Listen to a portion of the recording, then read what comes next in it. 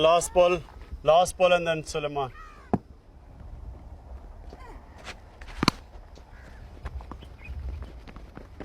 Come on, Qasim. This is the private domain of Imran Khan's family. His marriage to Jemima Goldsmith ended 2 years ago. She now lives in Britain.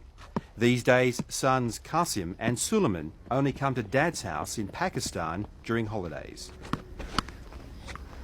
Oh, get there.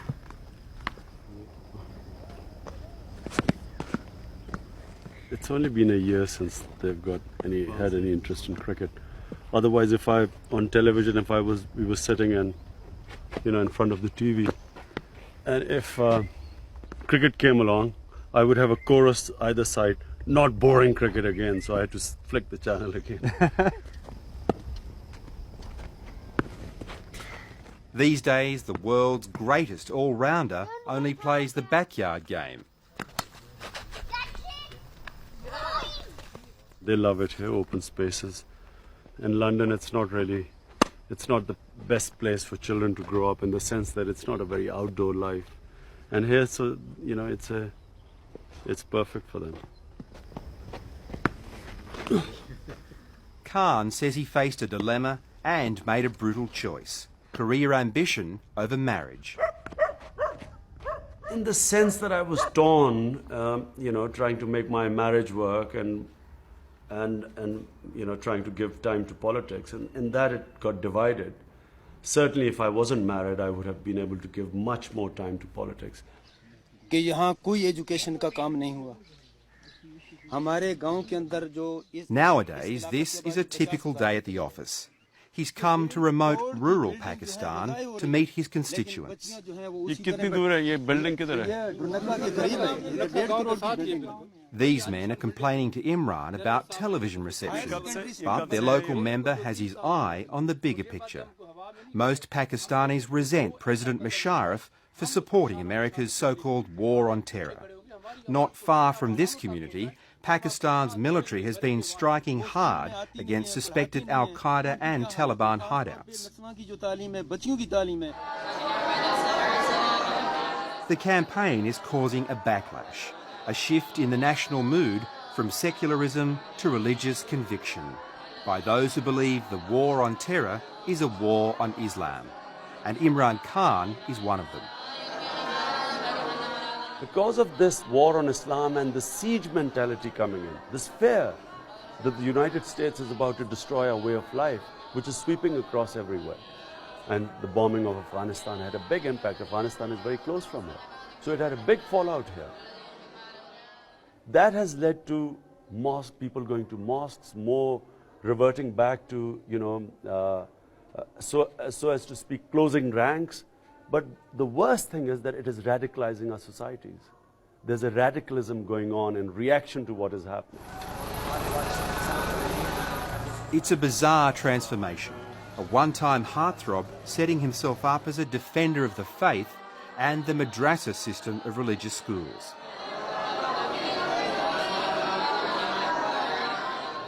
Imran claims it fills a void left by a crumbling state education system.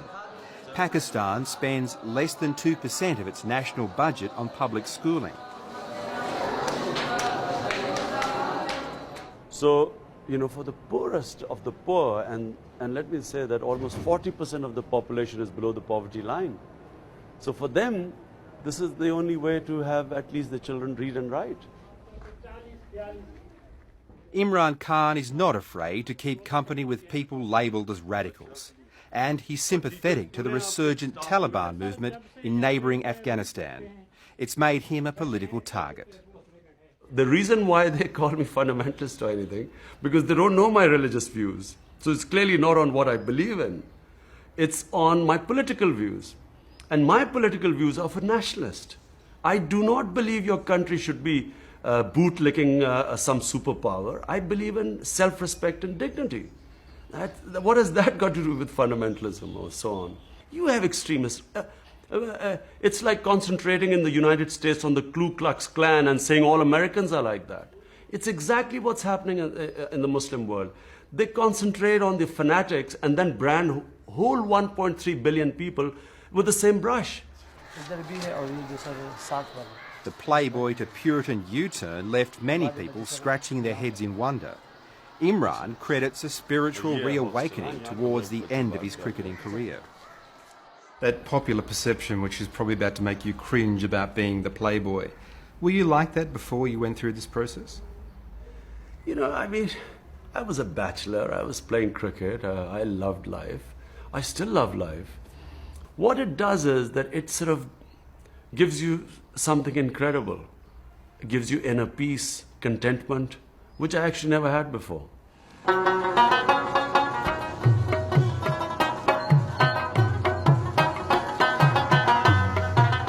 It might be military run, but there's still plenty of free expression in Pakistan. Sprouting anti-government rhetoric isn't hard when most people think their president is doing the wrong thing, siding with the US.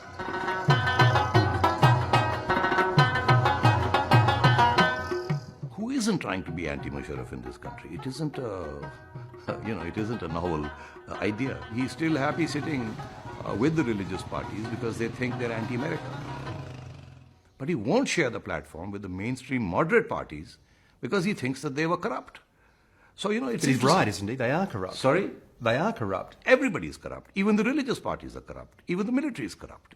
Who isn't corrupt in politics? Politics is all about corruption to a greater or lesser extent. Some is more transparent, some is less. But at the end of the day, all power is corrupting. So now, if Imran Khan is going to get into politics, then he's got to learn to live with the fact that there is a trickle-down corruption effect everywhere. Imran Khan may have missed his mark in politics so far, but this is where he's truly at home. We've come to the hospital that Imran built, in a desperately poor nation short on quality medical care. In a country of 166 million people, it's Pakistan's only facility devoted to cancer treatment. They've come from far away and they want tests. Most of the people here are poor and will be treated free of charge. It takes 15 minutes just to get in the front door.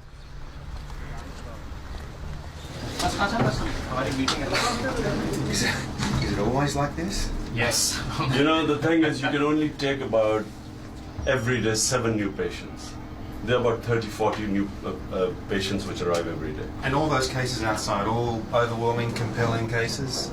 Well, we have to take a decision that which are the patients we take. So we take only patients which are on the first stages of cancer. Who we have a better chance of curing. Imran travelled the country on a fundraising campaign to build the hospital, driven by an experience that changed his life. Well, my mother died of cancer way back in 1985. And it's then that I discovered, when she was ill, that there was no cancer hospital in this country. So whereas people like us could afford to take our relatives abroad for treatment, for people like this, there was nowhere to go. The hospital has an international reputation as a cancer research centre. Another is planned for Pakistan's biggest city, Karachi. But this has a good sort of prognosis, yeah. So, That's good news. Yeah. Actually, most of the children are. We think they will all survive. Yeah, that is the good news. It's not actually that depressing because in children, it's you have very good results here. Pakistanis may embrace Imran Khan, the charity worker and sporting hero, but they've shown a reluctance to support his political ambition. In cricket, one of the things that you were known for was your discipline and knowing when to quit. If politics isn't working for you, when is the time to walk away? When do you decide that you can quit? There's no question of quitting. This is a struggle for life. I mean, when I came into politics, I had decided that I would go to achieve my goals, whatever it took.